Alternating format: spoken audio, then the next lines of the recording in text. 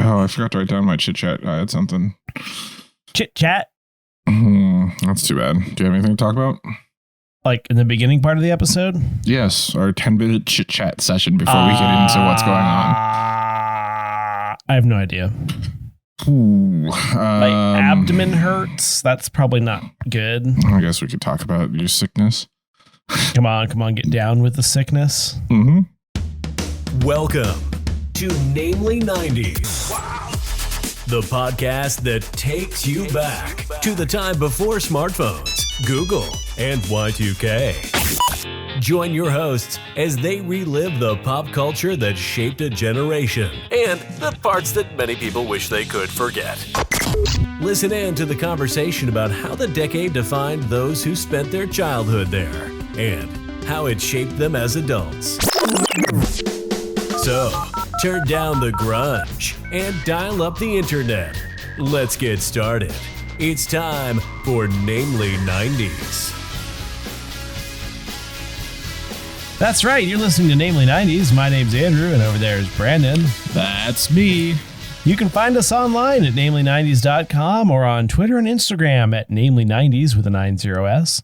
You can also find this show on YouTube every Monday at namely90s.com/YouTube. And finally, if you'd like to support the show, head over to patreon.com/namely90s, also with a 90s, to get signed up for one of our support levels. Flawless. Nailed it. Yeah, it's like you wrote it down finally. I didn't. I know.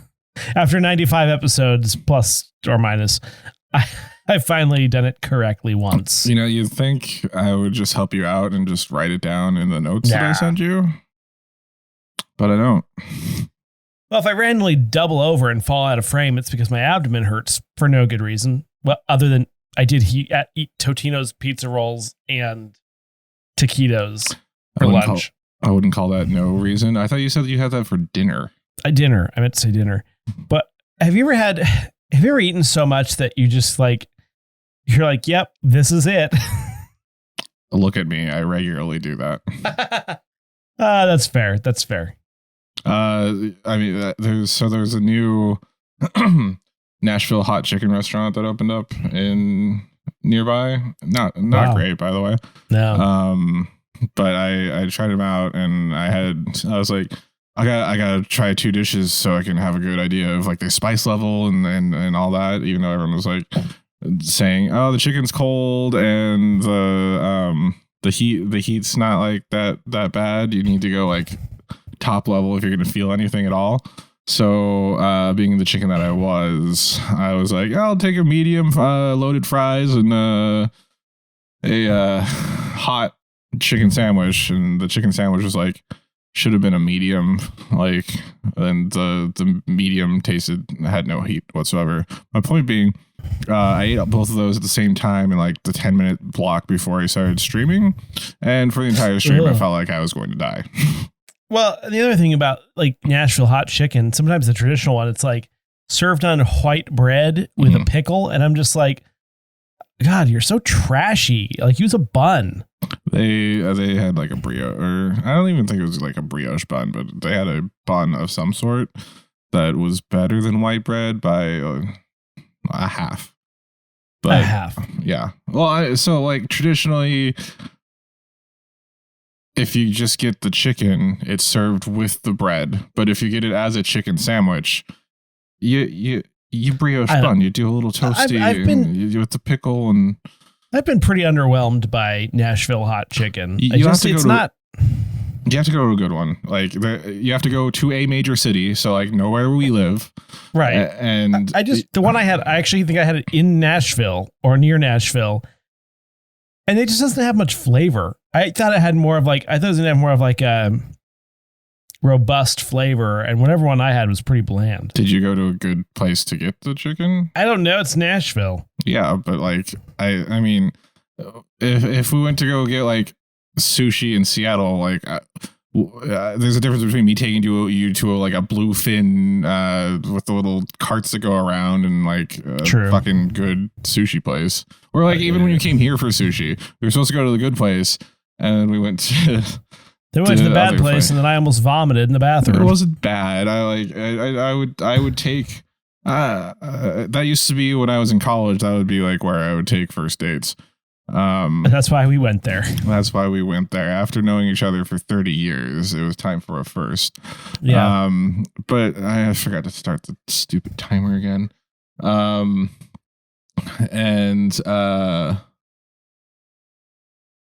what was I saying? Like if you go to Howlin' Rays in LA, dude, like one of the top tier. There's flavor, there's spice. People die. It's fantastic. There's flavor, there's spice. People die. I think this is gallbladder pain. I actually think that might be what. Oh, good Lord. I was going to ask, you don't have an appendix, do you? Yes, I do. Oh. It's not in the right spot for an appendicitis. I know.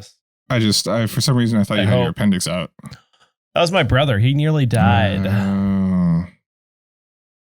I knew someone had lost their appendix at some point. Yeah, that and the gallbladder are still there, causing me pain. Well, given your diet, yeah, no. Isn't it supposed to create like? Aren't you? It doesn't high protein create gallstones? Not doing it anymore. Oh, but okay. Yes, maybe. I feel good. No, I feel fine. Totally fine. Cool. Yeah. What's new with you, other than Nashville hot chicken? I started watching. Well, I've been watching a bunch of stuff on streaming. Okay. But I recently saw Our Flag Means Death on HBO Max. It's a pirate comedy. Wow. It's Taika Waititi's like an executive producer on it and an actor. He plays Blackbeard. You're saying a lot of words that I don't understand. You know who Taika Waititi is, don't you? Yeah. What else was he? He's like a New Zealand director. He's like a comedy director. He's known for like What We Do in the Shadows, which is like a vampire live action, or not a live action, God, what's the word? Documentary, like documentarian. Yeah, fake. Well, their vampires aren't real, but yeah, I know what you mean. It's like those kind of old fashioned, or not old fashioned, those old school mockumentaries, I guess they called them back in the day. He did that. Jojo Rabbit, which I know you wouldn't have seen. Certainly not. He did the last Thor movie. Okay. If you saw the Green Lantern movie, he was the best friend in the Green Lantern movie. He's a Kiwi. Okay. Is that offensive to call them that? No, I think they call themselves that. Okay. Well, there's other groups of people that call themselves things that we're not allowed to call them. I don't think they use it. I don't think they use that as a slur. Good. Gosh. What I feel like you've never seen anything that he's done. No. But no. you would recognize the guy if you bothered to just type his name into. Oh, I have a correction. Oh. I realized this correction last night, but I feel like I've talked about it on the podcast, so I should probably correct myself. So the guy from Dharma and Greg, aka Greg, aka Thomas Gibson, not a sex creep, not a pervert, not a Me Too guy. He actually just like had an altercation with someone on the set of Criminal Minds and then left the show. Mm-hmm. For some reason in my mind, I had it that he was like some sort of a weirdo or a creep. And that's not true. So anyway, go back and rewatch Dharma and Greg, and then go back and rewatch Criminal Minds. It's a good show.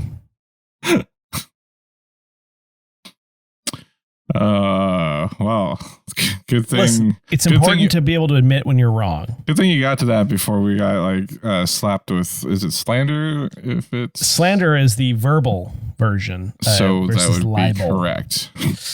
Yes. So. Thomas Gibson, upstanding member of society. Except for, did you see the trailers for Free Guy?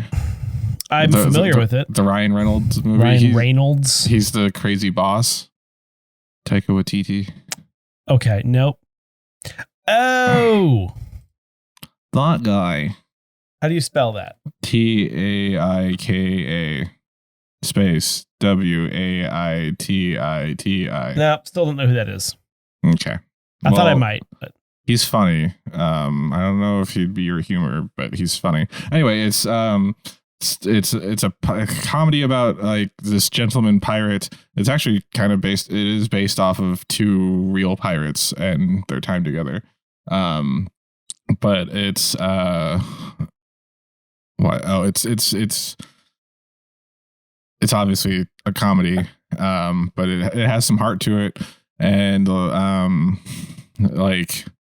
I think the coolest part is that without any spoilers, without any detailed spoilers, one of the characters turns out to be a woman, and is played by an actor that identifies as they, them, or that's their pronouns. And after you discover that the character in the show is in fact not male,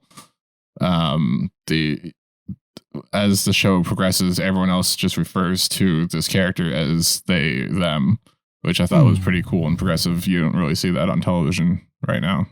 No, and you don't see it in Texas, Florida, or Idaho because they're a bunch of bigoted weirdos. Yeah, I'm pretty sure it must get either recut or not like streamed at all in those states, unfortunately. What a shithole we live in. Yeah. Like I said, if all the stuff going on in the world is a sign of end times, I think it's okay. Let's just all resign ourselves to the fact. Then should we just That's bundle uplifting.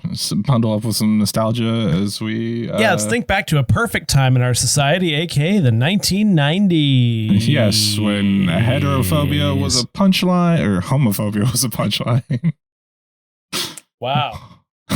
Heterophobia. You heard it here first, folks. I was thinking of the 2090s when, after a revolt, heteronormatism is outlawed.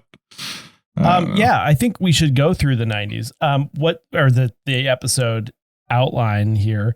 While you're talking, I'll be writhing, so you may want to just put like a technical difficulties video over me. You know, you do have a mute button. I'll writhe, but there'll still be video. Okay.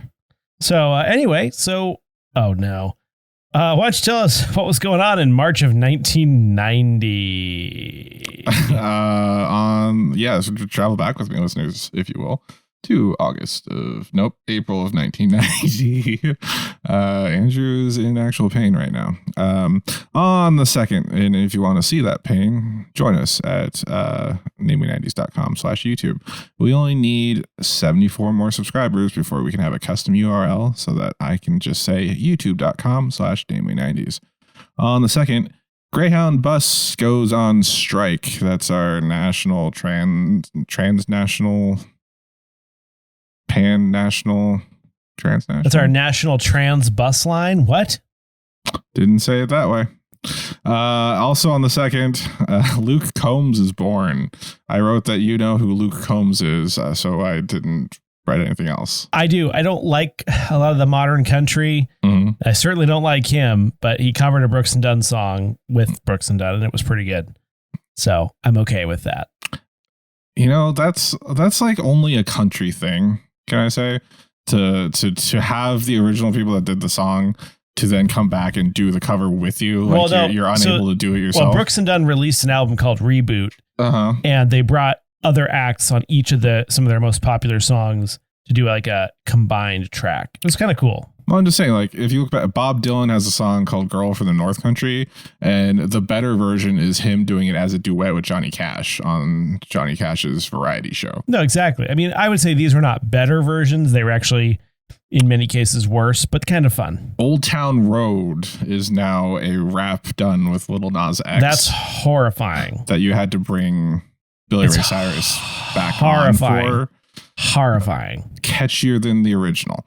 On the 4th, Andrea Bowen of Desperate Housewives fame and Draymond Green, NBA Golden State Warriors player, they're born.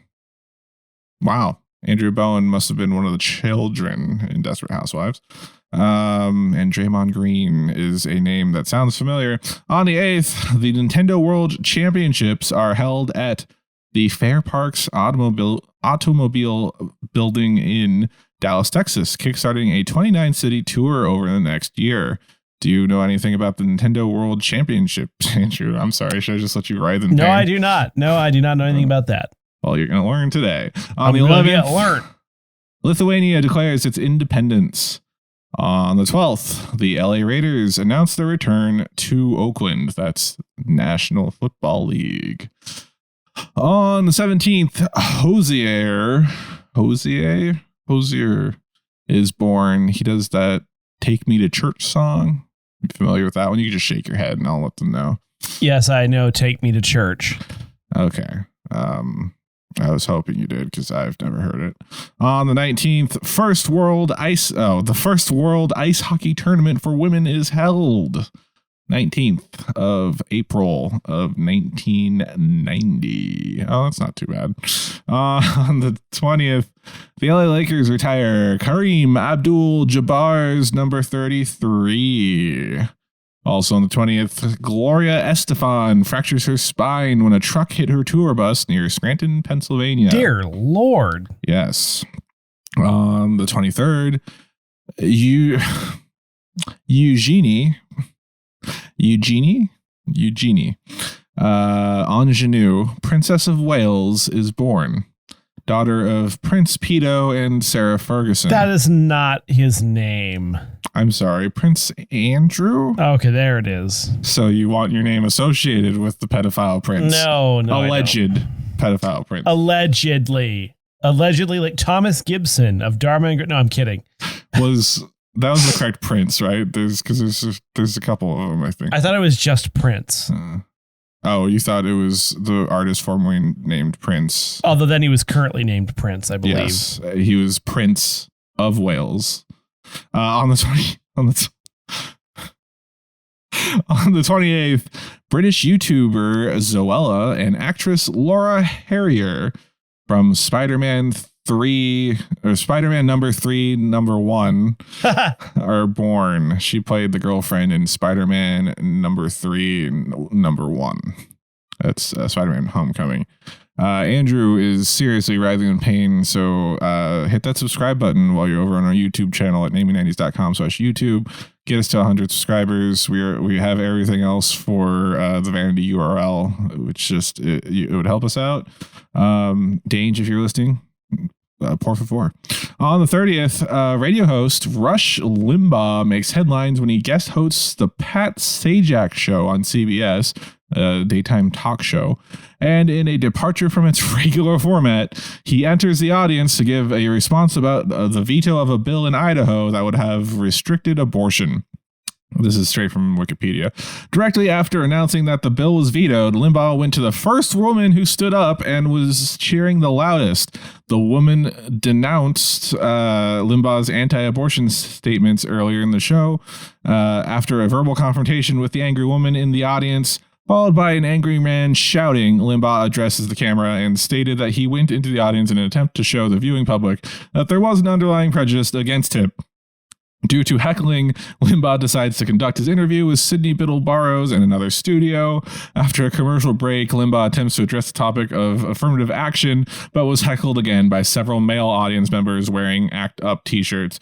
After another break, Limbaugh returned and conducted the final segment after the audience had been cleared. What a blowhard. Rush Limbaugh is such a hateful person. Was.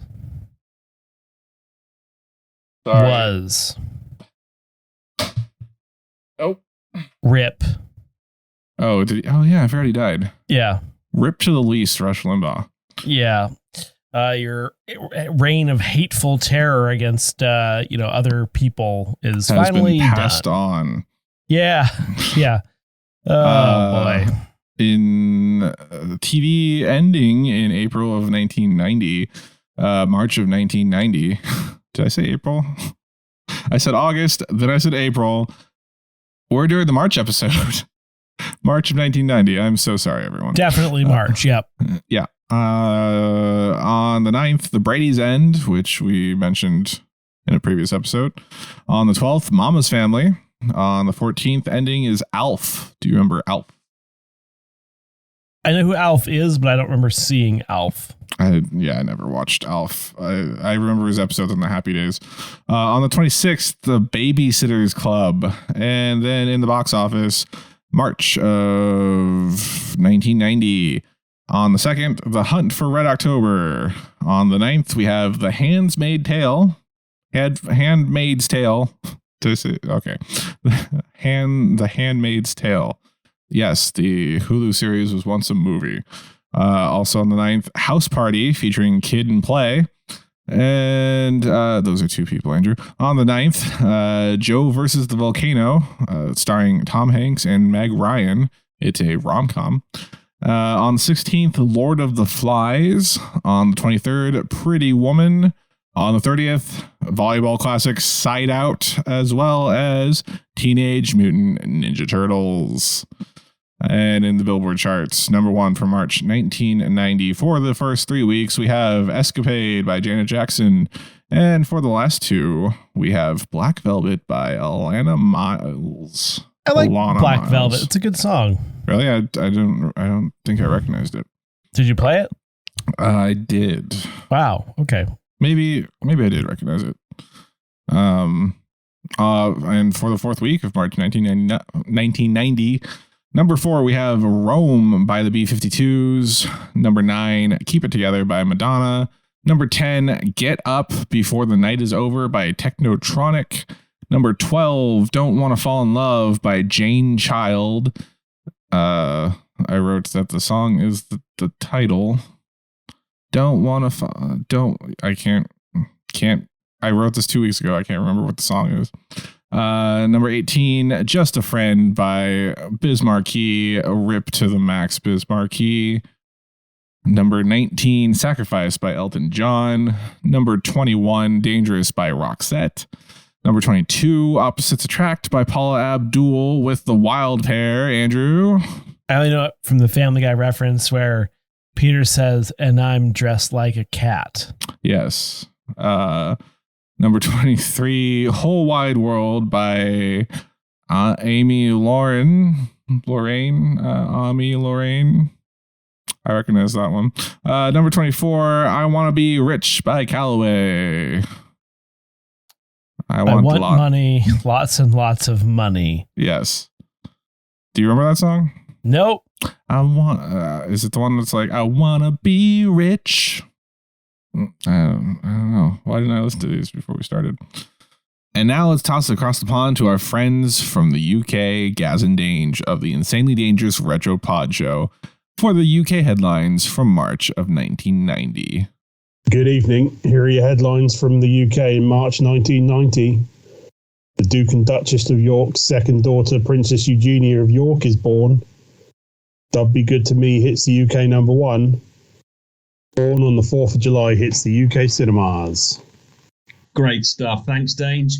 And to the Duke and Duchess of Namely on the birth of their latest episode, I would just like to say, penis, big fucking erect penis, mom. Tank Fly, Boss Walk, Jam Nitty Gritty. You're listening to the boy from the Big Bag City. This is Jam Hot, and I'd like to tell you that we don't care about your other girls. Just be good to us. Thank you, Dange, for the headlines, and thank you for that one, Gaz. If you'd like to follow up on these March 1990 UK headlines, check out the segment What Happened Way Back When on this Thursday's episode of the Insanely Dangerous Retro Pod Show. And stick around until the end because Andrew and I do a weekly segment over on the Insanely Dangerous Retro Pod Show called Quotely 90s, where we make Gaz and Dange guess a quote from a movie and, guess actors and stuff like that. Plus, we'll give you a sneak peek of what we're talking about on next Monday's episode. And now, your Namely 90s Minute for the week.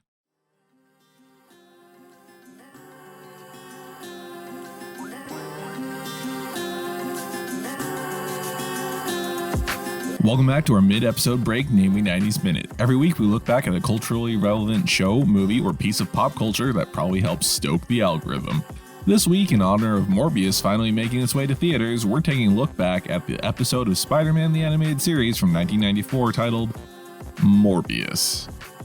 After a long previously on segment going over how Spider-Man is mutating / losing his powers and for some reason thought the X-Men could help with that, and how Peter stood up Felicia Hardy too many times so she's now dating Michael Morbius, we join Spider-Man stopping a stolen truck with some thugs in it. He then visits the scientist who is in love with Kraven the Hunter, who is helping develop a cure for Spider-Man losing his powers, and she warns that it needs to be tested further, but Peter still takes a vial of the cure for use later anyway. As Peter is testing it at Dr. Connor's laboratory, Morbius spies on him, seeing as they're both interns trying to win a permanent position there. Morbius steals Peter's sample of his blood and assumes Peter has a leg up on him, so he steals a bunch of lab equipment to experiment in secret. Always a smart choice. While running an experiment, a loose vampire bat he was studying gets irradiated and bites Morbius, turning him into the living vampire. Morbius finds that he can suck people's blood plasma through his hands, like how vampires do. After a quick battle with Spider-Man, Peter realizes Morbius turned himself into a vampire and hunts him down at Felicia's place, and they have another battle which abruptly ends when the sun comes up and transforms Michael back to normal. Peter then decides to take the cure, knowing that it might take his powers away, but instead he grows 4 more limbs, ending the episode on a cliffhanger, and, most likely, presenting a more coherent and interesting story than what is currently in theaters with the Joker starring as the living vampire. And that's the episode Morbius in the Namely 90s Minute. More or less. And now, back to the show. Anywhere you want to go? No. So during the break, we figured out that I have heard Black Velvet by Alana Miles. And It's listenable. Yeah. Andrew has not heard I Want to Be Rich by Calloway, but he has heard I Don't Want to Fall in Love by Jane Child. Yeah. Although it sounds like every generic 80s song, so it's possible. Yeah, it sort of does. So anyway. Yeah. I don't even know what the Namely 90s Minute was this week. Well, we're going to find out. Yep. So normally this is where you'd ask where I want to go, but I already did. This month's 1990. It's a black hole, man. I don't know nothing about any of this stuff. The Hunt for Red October is a Movie. Tom Clancy novel made into a movie with Sean Connery and Alec Baldwin. Alec Baldwin playing Jack Ryan, I believe. Yes. Who was later played by Harrison Ford earlier. Yep. Or later. Later. And John Krasinski. I don't believe John Krasinski's in this. No, but he plays Jack Ryan. I know. And Ben Affleck played Jack Ryan in The Sum of All Fears. And that's you never watched this when it was on The TV? Hunt for Red October? All the time. Yeah. No, I did not see it. Huh. Not see it. No, not see it. The Hunt for Red October is a 1990 American submarine spy. Honestly, I think it's the best Jack Ryan film. Submarine spy thriller? Are there multiple submarine spy thrillers where that's its own genre? Honestly, it's a submarine and spy are not attached to the word thriller and hyperlinkable on like spy thriller is a thing, but submarine spy thriller is not really a thing. Well, I mean, I assume because it implies there's an abundance of submarine film and spy film and thriller film. It's set during the Cold War. It involves a rogue Soviet naval captain who wishes to defect to the United States and has the Soviet Navy's newest and most advanced ballistic missiles. It's a fictional Soviet Typhoon class submarine. Or no, sorry, it's a fictional improvement on the Typhoon class submarine. So my question is, why does the Russian person have a Scottish accent? How did you know Sean Connery played the Soviet submarine captain? I just guessed. I don't know. Yes, Sean Connery plays Marco Can you speak Russian with a Scottish accent? Probably. Now I'm wondering, did all of the Russians in the film speak with a Scottish accent? I hope so. They're from the Scottish region of of Siberia. Oh God, yeah. Jack Ryan is played by Alec Baldwin. I remember like enjoying it as a kid because it was on. They always played it on like TNT. I haven't watched it in forever. Courtney B. Vance is in this. Oh yeah, I love Courtney B. Vance. James Earl Jones is in this. Oh yeah, James Earl Jones. Why is he Scottish? No, I'm just kidding. No, he's the deputy director of the CIA, which is weird because he's a vice admiral. In I always the remember movie.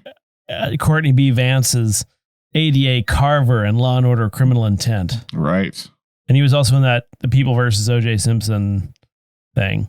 Sam Neill's in this. Oh yeah, you're right. He is. Wow.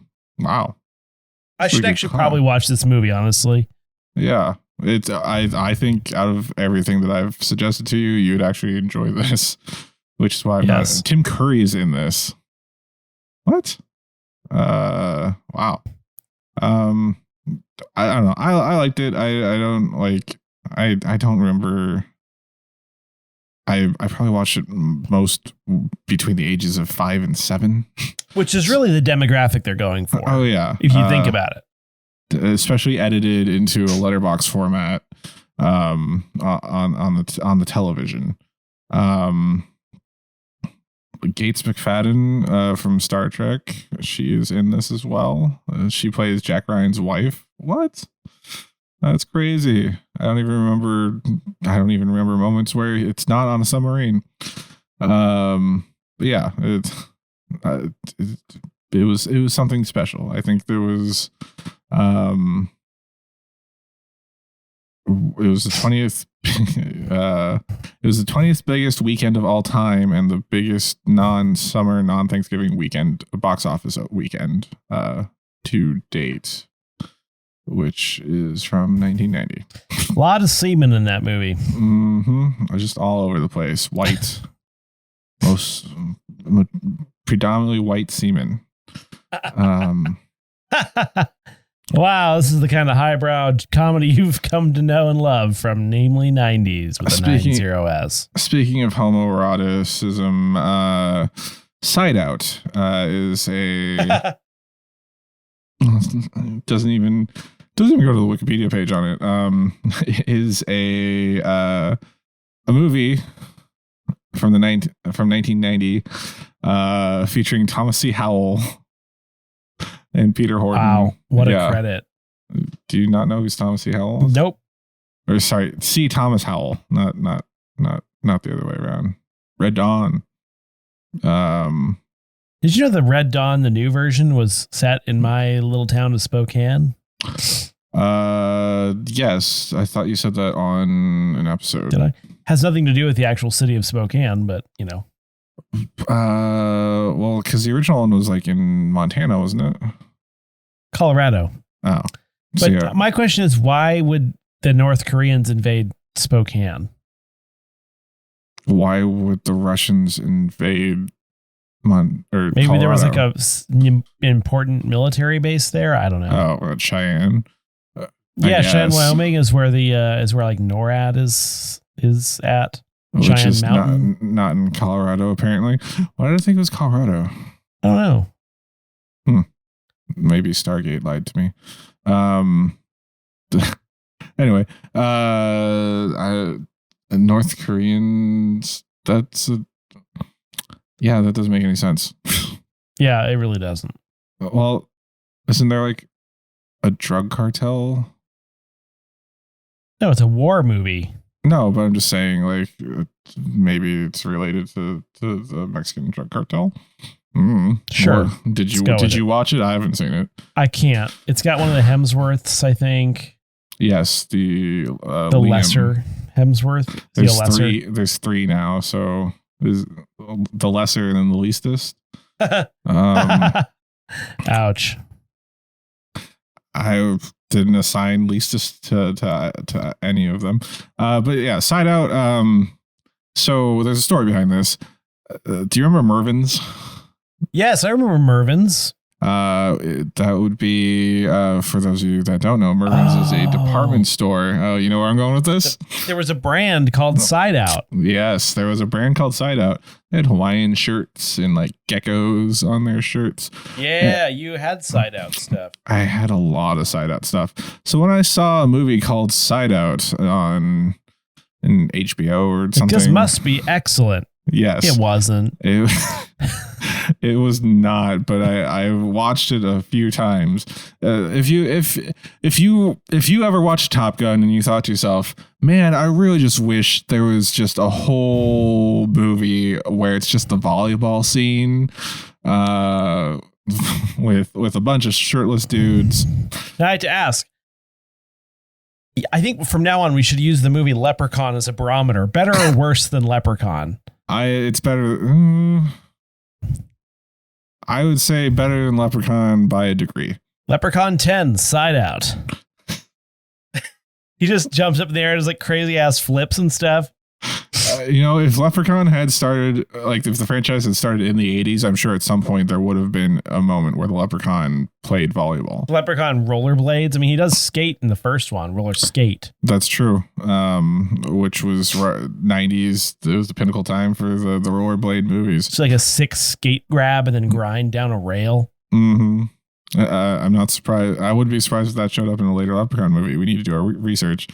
But yeah, so I couldn't tell you a single thing about this movie other than it involved volleyball, and some guy had just moved to California to pursue a career in law, like he was a lawyer, and the way to relieve stress was to go play beach volleyball. Wow. Yeah. That's why I blow off steam, go hang out with a bunch of shirtless dudes. So there's a co-ed volleyball thing out in Morro Bay. And they followed me on Instagram, and I'm like, why? And then I saw the 2 people I know play. That's the place with the crazed woman who thinks that the squirrels are going to give you Lyme disease. Yeah. Except not on that side. The side with the beach. We were accosted by a crazed woman with saying the squirrel, angry that people were feeding squirrels. Do you want to talk about the Opposites Attract music video? Sure, why not? That's something I can talk on. Before we get to Turtles. Opposites Attract by Paula Abdul. Yes. That was offensive. I mean, I know it for the same reason Andrew knows it. I mean, this is a good song. True, but I'd never listened to it other than on Family Guy. Is this supposed to be like Tom and Jerry? No, it's DJ Scat Cat. What? It's DJ Scat Cat. Do you not know DJ Scat Cat? So there's also a clip from American Dad where Stan is trying to explain something to Roger, and he's like, hold on, let me call up my friend to help you explain how opposites attract. And he calls up DJ Scat Cat, and DJ Scat Cat shows up, and then they're about to perform, and then Roger, was it Roger or the fish? It might have been Klaus. He's like, oh yeah, I've seen this before. You don't have to do this again. This is a pretty funny reference.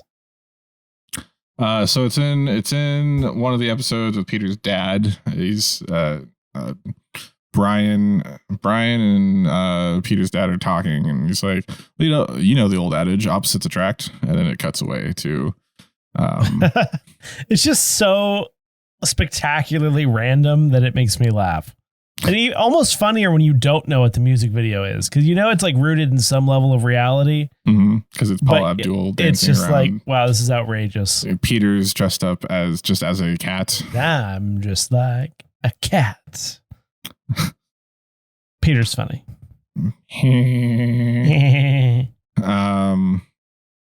But if you're here from the Insanely Dangerous Retro Pod Show, our British English friends from across the pond. Uckish.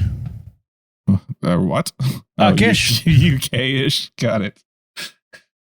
Well, they're Yeah. English. They are English, I believe.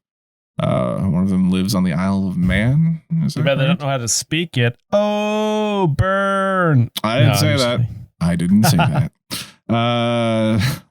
So sorry. Our Quality 90s for last Thursday on their show was about the Teenage Mutant Ninja Turtles. And I know we've talked about the Turtles before, but technically we've talked more about the second one, because you've seen the second one. I have The Secret of the Ooze. Yes. The only ooze was whatever that god-awful stuff on top of the pizza was. Ooh. Yeah, so the establishing shot in the second movie starts with like this disgusting looking prop pizza. To tell you, you're in New York with pizza. I just need to add that my episode of Criminal Minds that I watched yesterday that was set in Seattle, the only thing that they did was at the very beginning, they like zoomed in from like an aerial shot next to the Space Needle down to like street level, which then clearly was not in Seattle. And there were no other establishing shots of the city, which I was like, why bother naming the city? That's a good point. Also, the buses were the wrong color and they weren't Metro. They were just like some other weird transit authority thing. I mean, it's probably like LA. Yeah, it was. I mean, the street signs were blue and they had that weird font. Thanks, California. Thanks, California. You couldn't shoot that in Vancouver. But the first movie. So originally we were on Watching Comics podcast to talk about Teenage Mutant Ninja Turtles 2, Secret of the Ooze. I decided to be an overachiever and I watched the original, the first one, because I thought maybe I'd miss something between the two movies since like they don't really upgrade the prosthetics. It's the same turtle costumes. Which look great, by the way. I know you have nightmares about like stuff like that. But does Vanilla Ice rap in the first movie? No, he does not. And Darn. I think that's an improvement. Also, Domino's is a sponsor for the first movie, whereas the second movie. Thank goodness. Well, I mean, compared to the New York pizza that they showed in the second movie, the Domino's pizza that was in the first movie actually looked edible. And Domino's has really raised their game. Like they're one of the better takeout pizza places now, like big chains. Weren't they always? Not that I recall. We never had them growing up. There was one on down. We had that disgusting trash known as Papa John's. Ugh. Well, I mean, okay, yes, in our teens, that we were like, oh yeah, Papa John's, but before that, there was. By the way, I keep getting an ad for the Papadilla, and now that like all of the Papa John's are gone, world's stupidest invention. It looks good though. I would, but the only thing I liked about Papa John's is that the pizza came with pepperoncinis and then that garlic dipping sauce that you dip the crust in. I mean, that's two things. Domino's has that now. Okay, those two things. Yeah. But the actual pizza was. But you have to pay more. You have to pay more for the garlic dipping sauce from Domino's. We always ate it. Remember Pizza Time by the Albertsons? There was a Pizza Time where the Blockbuster and the Albertsons and the O'Reilly's Auto Parts was. There was a Pizza Time there, like next to the Subway. It was like between the Blockbuster and like kind of near the Subway. Yeah. No. Boy, that was all 90s stuff. I mean, well, technically, no, that wasn't built until. Like, no, I mean, but those stores all sound very like 90s.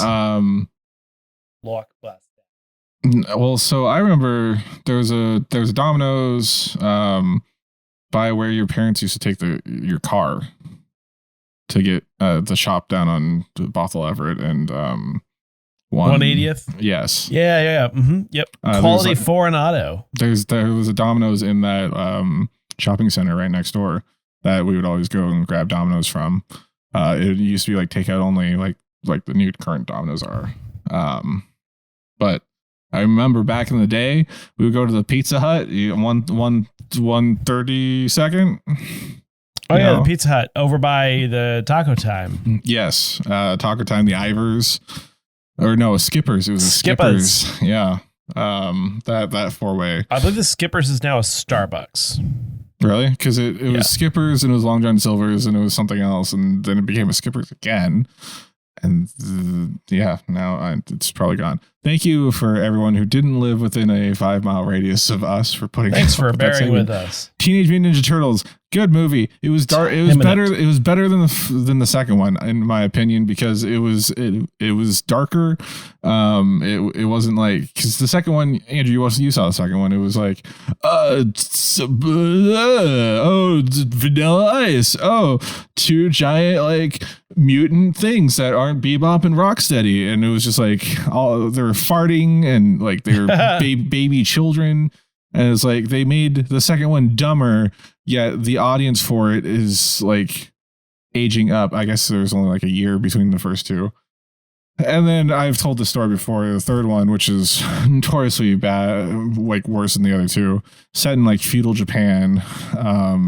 My cousin, my second cousin from Japan, sent me a ripped VHS copy of it. Oh, the best for Christmas. I guess it wasn't a rip back in those days. It was a record. But yeah. Yes, the Skippers is now a Starbucks. I just looked on Google Maps. That's too bad. I like Skippers. I like Divers too. You can't get that fish taste out of your coffee. Ooh. I mean, if they can't get it out of the building.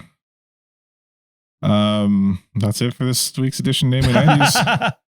Do you have anything else? No, I just thought that was so funny. The fish taste. That's it for this week's edition of Namely. Sorry. Remember, you can find new episodes out every Monday. Check the episode description for this week's supplemental Spotify playlist curated by yours truly, and see if you recognize the songs that we picked, because Brandon recognized every single one of them and then forgot them in today's episode. Find us on Twitter and Instagram at Namely90s with 90s, or find our personal accounts at bschwitty and at NamelyAndrew, and tell us what you want us to talk about on future episodes. If you'd like to support the show, please check out our Patreon at patreon.com/Namely90s, also with a 90s. Finally, you can also contact us through our website, Namely90s.com. Please subscribe to us on Apple Podcasts, Stitcher, Google Podcasts, Spotify, YouTube, Sideout, Deezer, TuneIn, iHeart, Good Pods, and wherever you get your podcasts from. I'm Brandon, that's Andrew, and we'll catch you next time.